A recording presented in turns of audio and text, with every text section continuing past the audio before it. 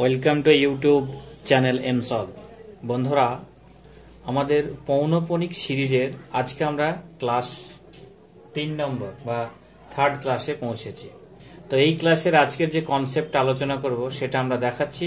তো এর আগের ক্লাসগুলোতে যে কনসেপ্ট আলোচনা করেছিলাম সেটা হচ্ছে কি, যে ফার্স্ট ক্লাসে করেছিলাম যে কোনো একটা সংখ্যার মাথায় যদি পৌনঃপুনিক থাকে তাহলে সেই সংখ্যাটা বসে বাই 9। এটা যদি দুটো সংখ্যার উপর পৌনঃপুনিক হতো তাহলে xy/99।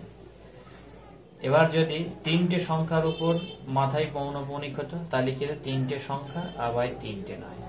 তো এই ছিল কোথায় যে ক্লাস 1 এর কনসেপ্ট প্রথম ক্লাসে। এবার আমরা দ্বিতীয় ক্লাসে শিখেছিলাম যদি যে একটা সংখ্যা থাকলো আর একটা সংখ্যার মাথায় কনসেপ্ট এটা যদি হয় তাহলে এইটাকে আমরা কি লিখেছিলাম, সংখ্যা গুটো আর যার মাথায় নেই সেটাকে বিয়োগ, আর নিচে হচ্ছে যার জন্য ছিল 9 আর যার নেই ছিল। তো এটা যদি দুটো সংখ্যার উপর বার হতো তাহলে প্রথমে পুরো সংখ্যাগুলোকে লিখতাম মাইনাস যে সংখ্যার মাথায় বার নেই, আর তারপরে যে যাদের বার ছিল তাদের জন্য দুটো 9 আর যার নাই তার জন্য 0। এবার যদি এটাকে দুটো সংখ্যার মাথায় বার আর দুটো সংখ্যার মাথায় যদি বার না থাকে, দুটো বার নেই, তাহলে এটাকে লিখছিলাম কি, টোটাল সংখ্যাটাকে লিখলাম মাইনাস যাদের বার নেই, তলায় হচ্ছে কি যাদের যে সমস্ত এগুলো আছে বার আছে তাদের জন্য যতগুলো, যে দুটোর জন্য দুটো 9, দুটো বার নেই তাই দুটো সংখ্যা। তো এই ছিল ক্লাস 2 এর কনসেপ্ট। তো এতক্ষণ আমরা ক্লাস 1 আর ক্লাস 2 এই দুটো কনসেপ্ট নিয়ে ডিসকাস করেছিলাম, তাদের বিগত বছরে যে প্রশ্নগুলো এসেছিল সেগুলো বলেছি। আজকে আমরা ক্লাস 3 তে একটা অন্য কনসেপ্ট নিয়ে আলোচনা করব।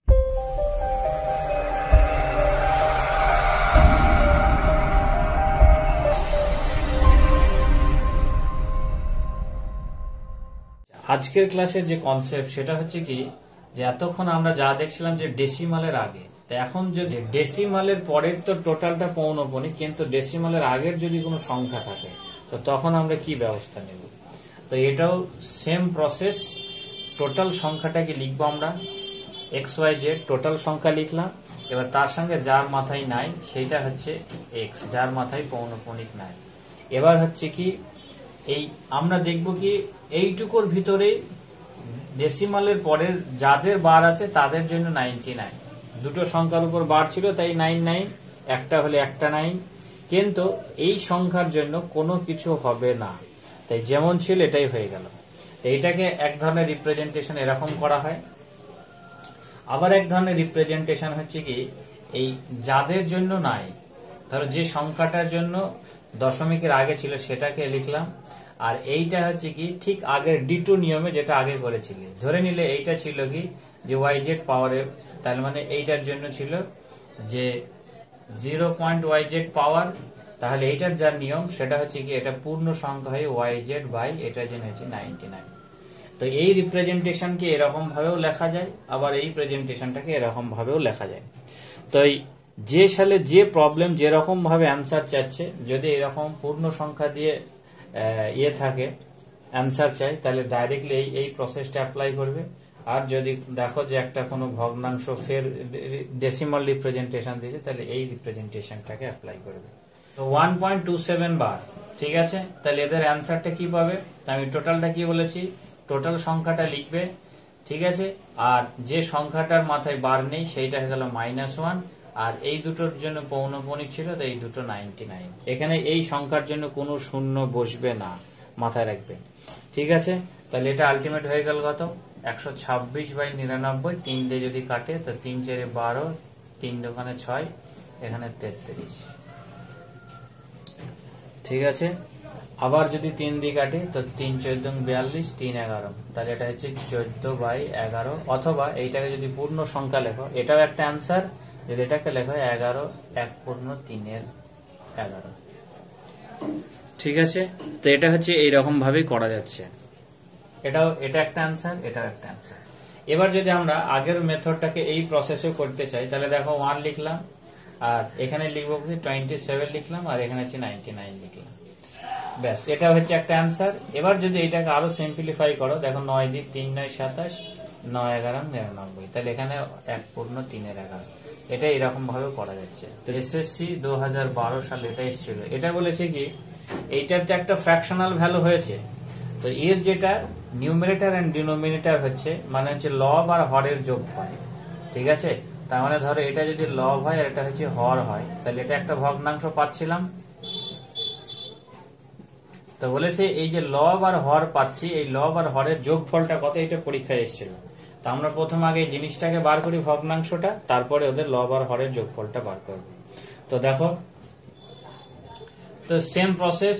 তো প্রথমে কি করবো, টোটাল সংখ্যা লিখলাম, যার মাথায় বার নেই সেই সংখ্যাটা বাদ দিলাম, দুটো সংখ্যার মাথায় বার আছে তাহলে 99 করলাম, ঠিক আছে। তাহলে এখন 252 সে 2 বাদ দিলে 250/99 হয়েছে। তো এই হচ্ছে তোমাদের ক্ষেত্রে কি এসেছে যে ভগ্নাংশ। এবার ভগ্নাংশটাকে যদি তুমি সিম্পলিফাই করতে চাও তাও করা যাবে, কিন্তু এখানে তো কাটবে না, তাই এটাই থেকে গেল। এবার আলটিমেট কি বলেছে, লব আর হরের যোগফল। তো এটা হচ্ছে লব আর এটা হচ্ছে হর, তাদের যোগফল কত হবে 250 + 99, তাহলে এটা হয়ে যাবে কত 349। এই হয়ে গেল অ্যান্সার। তো এই কোশ্চেনটা এরকম ভাবে এসেছিল। তো অ্যান্সার যে কোনো যদি এরকমই চাইছো তাহলে এরকমই বলতে, আর যদি এটা চাইছো তাই এটা এই ধরনের অ্যান্সার, ঠিক আছে। নেক্সট কোশ্চেন দেখো, এসএসসি 2010 সালে। তো এই যে কোশ্চেনটা এসেছে এটা হচ্ছে কি পৌনঃপুনিকের বিয়োগ। তো এক হচ্ছে কি আমি যে প্রসেস বলেছিলাম আগের প্রসেস অনুযায়ী সেই অনুযায়ী করতে পারো, আর যদি এরকম ভাবে করতে চাও সেটা করতে পারো। তো দেখো যদি সিম্পল যে প্রসেস, এই যে 576 - 5 / 99, এইটার জন্য হবে 23 - 2 / 9। এবার এটাকে যদি আমি এলসিএম করি 99, এটা হচ্ছে 571 মাইনাস এটা হচ্ছে 21, আর এটা এলসিএম দিলে হচ্ছে 11। তাই এই টোটাল পাচ্ছি আমরা হচ্ছে 11। এখানে হচ্ছে তো 232, তার মানে হচ্ছে 340/99, ঠিক আছে। তো এইটাকে যদি তুমি করো তাহলে এটা পাবে 3.434343 এরকম ভাবে চলবে। তো আলটিমেট এটা পেলাম কত 3.43 বার। এটা হচ্ছে তাদের অ্যান্সার, এটা হচ্ছে 3.43 বার। তো এইটা এই ধরনের যদি ফ্র্যাকশনাল ভ্যালু আর ডেসিমাল দিয়ে রিপ্রেজেন্টেশন করতে তোমাদের একটু কঠিন লাগে, তাহলে আমি যে যোগ বিয়োগের প্রসেস বলেছি সেই প্রসেসেও করবে। দেখো যোগ বিয়োগের প্রসেসটা কেমন। এটার ক্ষেত্রে আমি কি বলেছিলাম, দেখো পৌনঃপুনিক আছে, তার মানে আগের একটা সংখ্যা আছে, এর ক্ষেত্রে আগের একটা, তা আগের এই সংখ্যাটাকে আমি লিখে দিলাম, ঠিক আছে। আর এবার হচ্ছে কি পৌনঃপুনিক, এখানে 76, আরো একবার পৌনঃপুনিক নিলাম 76, আরো তুমি একটা নিতেই পারো। তো এবার দেখো এখানে 2 নিলাম, এবার এখানে 3 পর পৌনঃপুনিক মানে হচ্ছে এখানে 3 করে চলবে। তো আমাদের এইরকম ভাবে চলতে থাকে, এর পরেরটাও নিতে পারো। তো আমাদের এখানে ক্ষেত্রে কি বিয়োগ করতে হবে, তো বিয়োগ করো। এখানে 3 আর 3 = 6, 3 আর 4 = 7, 3 আর 3 = 6, 3 আর 4 = 7, 2 আর 3। তো দেখো এটা আলটিমেট ছিল কি এইটার দশমিকের পর এটা ছিল, এটার দশমিকের পর এটা, এটার দশমিকের পর।